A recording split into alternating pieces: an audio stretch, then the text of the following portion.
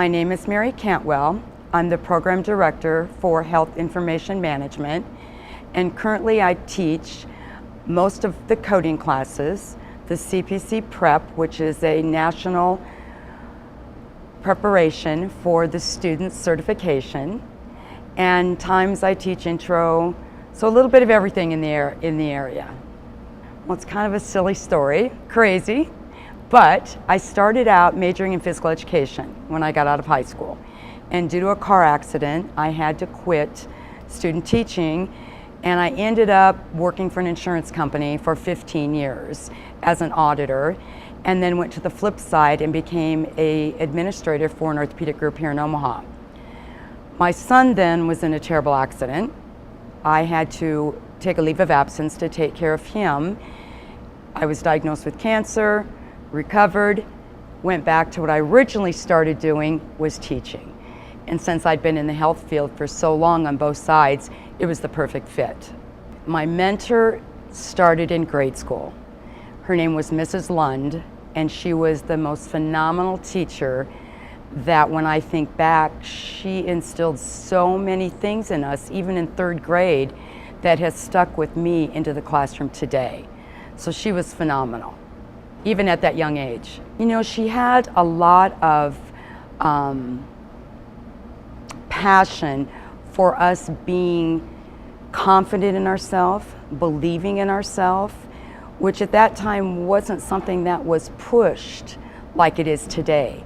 But she really, really believed in rewarding you when you were, did something great, and making yourself believe that to do the best job and not do it halfway makes you a better person, and you will learn from it. And I instill that in my students today. Teaching has always been a passion of mine. Training, whether I was training in insurance company or when I was in the doctor's office, I love teaching people that don't know something about the area and seeing that light bulb go off to where they finally understand the concept that we're trying to teach. So teaching just was perfect for me. I like to show people how to do things, how to excel in their life, and I love seeing, especially at Metro, those students come in not confident and then walking across that stage after we have instilled in them the confidence to believe in themselves and that they can do it. I think in today's world, especially what I teach, health information management, it changes daily. So to get students who can accept that challenge in a job is a big high when you get those special students that want to be on top of today's healthcare world and to be able to understand that it's not black and white and that you have to roll with the punches. And you get that in the students once they have got the concept of the arena. And that just, it makes the day when the students are really saying, hey, did you see that on TV about Obamacare? And they understand it. That's what helps, keeps you going every day.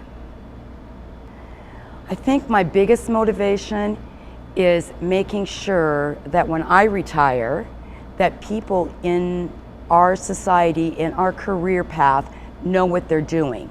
And it's just not somebody being given a book and sit down and say, have a nice day.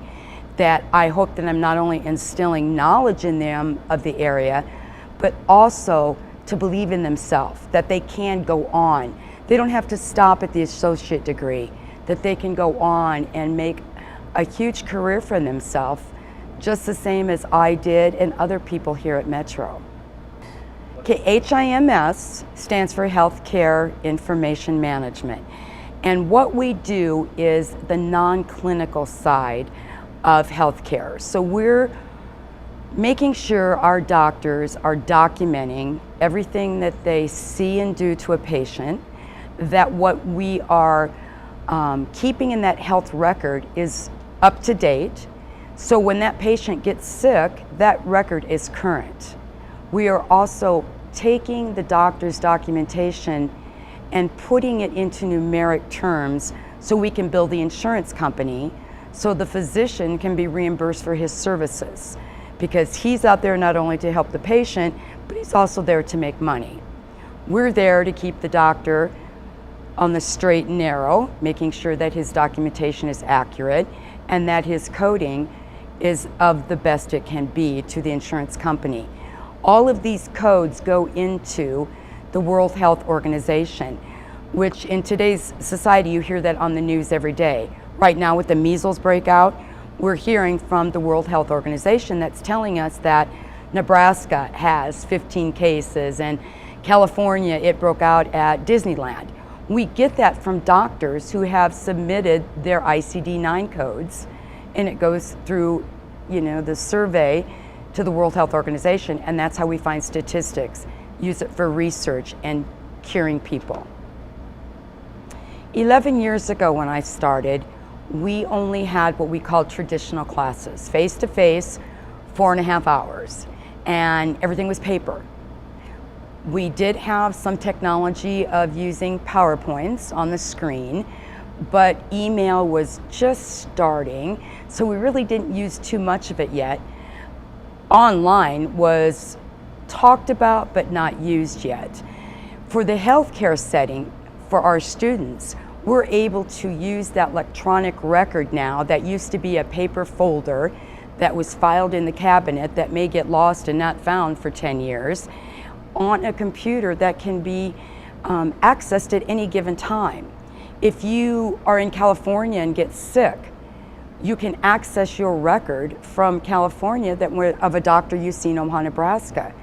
So now we're teaching our students, who sometimes know more about technology than the instructors do, but we are using every technical thing we can because medicine is.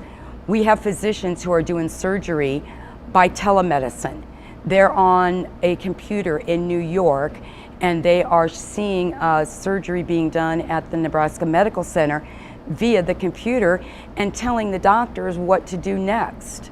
We have a robot that they use at 2 facilities here in Omaha that the doctors use because it can get better into the patient than a doctor's hands can. So technology has changed the whole world of medicine, not only for the doctors, but largely for medical billing, documentation, and reimbursement. The best thing the student can have is, number one, is they have to have ethics. From our standpoint in medical records and documentation, they have to be ethical, they have to have morals, they have to use their code of ethics, and they also have to be able to continue to learn. Our area in HIMS is constantly changing, and so obtaining continuing education, furthering your knowledge is necessary. Even if you are staying with your associate degree, you must continue to get continuing education to keep up with the daily changes in medicine and the non-clinical side of medicine. The biggest thing is, I think they will say, is not only was she hard on us, but for the reason that we needed to learn, and because of her, I have grown in my career. I have had students come up to me, have emailed me and said, if it wasn't because of your confidence in me, because you believed in what we could do and you pushed us, I got to where I am today. And I think that's what they would say. If you keep a good head and confidence and belief in yourself, you can do anything you want.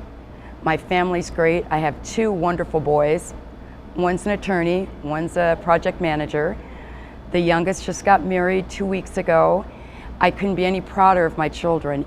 And what they say to me is they have found, by the strength that I have shown, to go on no matter what is going on in their life.